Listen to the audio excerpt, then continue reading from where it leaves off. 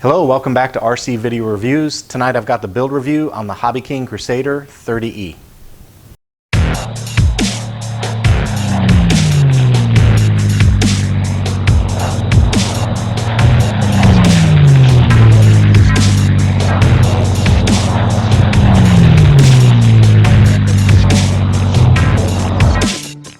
All right, I'm going to start off by covering the motor specs on this because that's the star of the show on this airplane for sure. And the Sunny Sky 2814 1250 kV motor I've got on this plane produces 900 watts of power. And that's tested. I put that on the judge and ran the test. It also produces north of 2,500 grams of thrust. Okay, with those motor results, that means this plane is going to be delivering 412 watts per pound, which is absolutely insane. And I'll be producing 2.52 to 1 power to weight ratio is what that means. So this is really going to be, if you want to talk about a tiger by the tail, that's this plane is going to definitely be a tiger by the tail. I can't wait to fly it. I think it's going to be hilariously fun.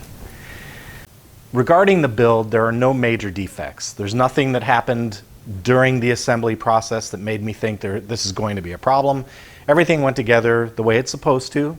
I had no major alignment issues. I didn't have to spend time carving, adjusting, sanding, filing, fixing. It just went together fine. There were no major issues. That said, there were some minor things, and I'll start off with the hardware. The hardware is kind of middle of the road. They use these plastic control horns, and they're okay. I mean, once they're glued in, they feel solid. I don't really think that that's going to be a problem. I just did the video on the Uproar, and I said Tower really brought their A game with the hardware on that thing because they used really the best of every part of the control linkage options that exist out there today. And this plane kind of uses the cheapest. You got a Z-bend, a quick connect, and a plastic rod. I mean, it's functional. There's nothing really wrong with the mechanics of it. I guess my biggest gripe is that these plastic control horns, they don't go all the way through. There's nothing to secure them on the other side. So that kind of bothers me a little bit. And then I really have never really liked these quick connectors that use the nuts on the bottom because they're counterintuitive. You don't want to squeeze those so tight that they don't move or allow the quick connect to pivot on the horn. You don't want to do that, but by definition, if you leave them looser than that, they have a propensity to want to fall off. I really like the Dubro style better because they use a compression fitting on the bottom, so they don't rely on clamping onto the horn. They rely on compression on the post, and that's it. So that's a much better solution. I really wish the Chinese ARF kits would get away from these threaded quick connects and go to that compression style like you find on Dubro. That said, it's manageable. You just put a little Loctite on there and snug it down and just pay attention to what you're doing. It just takes a little more time than it should to get these set up correctly. But one thing I'll warn you about, don't wrench these down so tight that your control rod can't swing freely in the hinge. That's really bad on the servo, and it will put unnecessary wear and tear on your servo and possibly burn it out at a bad time. So just do the extra work, make sure you get these on right, loosen up so that they pivot, but snug enough where that nut doesn't fall off the back. That's all I can say about that. I mentioned during the first look that you have to cut out the ventilation, which I did. The plane comes with ventilation up front already drilled right into the firewall. I don't know if you can see that, but that's already there. I didn't have to do that. So you got ventilation coming in, you got ventilation going out, so good there. The servo pockets, this is one thing I like about getting away from Tower ARFs is that the servo pockets are correct for standard servos. So I use 9-gram mini servos and they fit in there perfectly. I had to do no modification at all. They just fit in there perfectly. So real happy about that. Regarding fit and finish, take a look at the saddle where the wing meets the fuselage, and it's excellent. I was really surprised about this. I've made comments about this recently on the Vanquish and the Uproar, and they really did a nice job here. I mean, there's no daylight. It fits very clean against the fuselage, so I have no issues there at all. I'm actually delightfully surprised about that. It fits really well. Landing gear was simple, just to screw on a fair. The blind nuts are already installed. Real simple axle system. You just screw that on, put a collar on the outside of the wheel, a nut on the inside, and then you screw the gear on. That's it. I mean, it's as simple gets. Very utilitarian. This reminds me of those, you ever watch those old James Bond movies where they're always messing around with the Russians, and the Russians have those very boxy utilitarian cars? That's what this plane reminds me of. Very utilitarian, little boxy, but you know, it gets the job done. So it's hard to complain about that. And by the way, the namesake of the plane is Ugly Stik. So, you know, what can you say? All right, one structural flaw I did find on this plane is that there's a cross brace right here that's not glued correctly. I tried getting these wrinkles out, but I couldn't because of that gap down there, and I feel if I keep messing with it, I'm probably going to create more damage than it's worth. So that's why I've got a couple wrinkles there that I can't get rid of. But yeah, there's a misglued piece down there. It's not going to impact flight performance at all, but it's one of those things, you know. It's not a Vanquish. Let's put it that way. It's not a Vanquish. The Vanquish, that wouldn't have gotten past their QA. No way. I mentioned during the first look video that the vertical stabilizer gap was off from left to right. And as I put the plane together, I looked at it and I thought about fixing it, and what I realized was that because it's a keyed event and it was vertical the way it sat, anything that I did to make an adjustment there would wind up causing this vertical stabilizer to not sit square in the saddle. So I wound up leaving it as it sat. As far as the tail wheel goes, I'm really not sure about longevity on that, because the only thing that you do is there's a post that goes up into the rudder and you glue it with epoxy. That's the only thing holding that tail wheel in.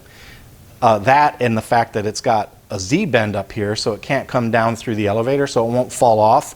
But the only thing holding it in place is epoxy. It would have been nice if they would have used one of those little U-clamps that you see on all the other tail wheels that screw through the rudder. They screw through the bottom of the rudder. I don't know why they didn't put one there. If I had one, I'd put one on, but I don't have one. If you have one, I would recommend that before you put everything together. Go ahead and when you get ready to glue, put that piece on there and then put that U-clamp on there and use that, because I think it's just, to me, that's a miss. They should have a U-clamp right there. And that would really make sure that that tail wheel won't come out of there. I also spent an inordinate amount of time bending and tweaking this tail wheel so I could get it perpendicular to the fuselage and lined up correctly with the rudder so that they both tracked in the same direction. I spent a lot of time bending this thing, and I was so afraid I was going to break it. In fact, the last two bends, I thought, man, you're going to break it, you're going to break it. But it held on, so it's okay. And I did end up getting it tweaked correctly, so it's lined up correctly. Just be aware of that. You may have to make some bending adjustments on your plane there. I also saw, you know, when I did when I talked about the FMS, when I was getting ready to get the FMS PC21, I told you that some guys leave reviews out there that, you know, oh, this plane's terrible. As soon as I took off, it flipped over, went on its back and crashed. It's terrible. But 50 other reviews say, oh, the plane flies great. And I said in that video, don't leave information that's patently wrong. And somebody did it on this plane too. I read a review where the guy said, this plane's awful. They put the control horns for the rudder and the elevator on the same side of the plane. Well, I got news for you. It's real easy. If you put this on upside down, that you could have the control horn on the wrong side. So I can tell you that in my case, everything was notched where it was supposed to be. You just have to assemble it correctly. What I will say is that the control horns are where they're supposed to be, and they meet up with the push rods on the egress holes where they're supposed to meet. So I'm not sure who said that. Maybe the guy actually had a bad, you know, kit that day, but just be aware that the design is correct. And the control rods meet the horns where they're supposed to. So that's that. All right, now onto the front of the plane. I'm going to tell you right now, that Sunny Sky with the black prop nut and the black master air screw with the little white logo up front, I mean, it looks killer on this plane. It's a really good look, man. I like it a lot. It's aggressive, and I love it. So this is going to be very cool looking. I'm digging this a lot.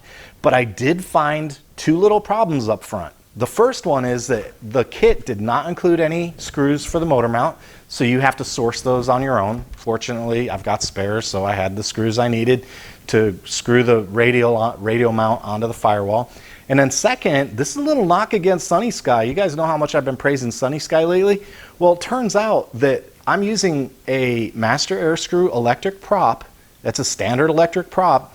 And when I put that prop on and used the washer that came with the Sunny Sky and the bullet nose could not screw down far enough to hold the prop in place.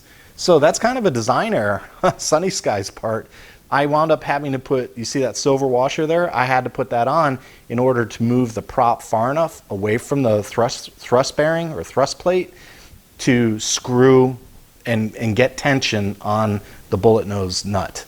So another one just to be aware of if you're dealing with the Sunny Sky motor, the thickness of the master air screw, you need a washer in the back on the prop to make it compress it enough to be tight.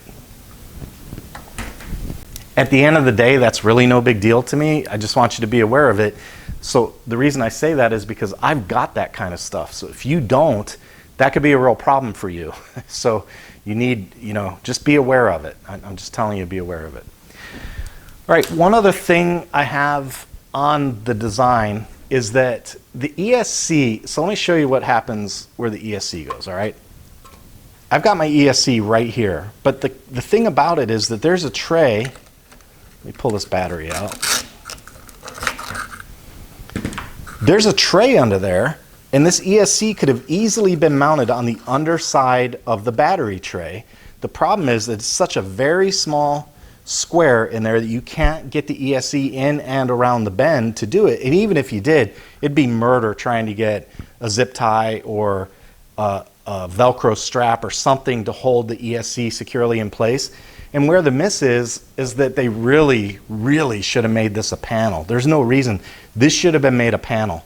If this were a panel, you could pop this off, you mount your ESC on the bottom, zip tie it in, you're done. And you would have given yourself quite a bit more space on that battery tray. So if you're into this airplane and you like to do work on balsa, that's something you might consider. I didn't do it because I don't have this color monocoat or shrink covering, and frankly I'm trying to maintain a little bit of a video release schedule, so I just didn't have time to fool with that. So I wound up putting my ESC on the sidewall. I mean, it worked out and I got everything balanced okay, but just something to be aware of, that it would have been nice had they used that bottom plate and made a removable hatch just like they do for the battery. That would have been very handy. And you could really utilize that space underneath the battery tray. All right, I just put my battery back in. Remember, I'm using a 4-cell with a 9.5 prop on the Sunny Sky 2814. And in order to get it to balance, and I did get it to balance, 90 millimeters from the front. And Dave, by the way, has this plane and he says the book CG is just fine. I've got mine balanced right there at the 90 millimeter mark.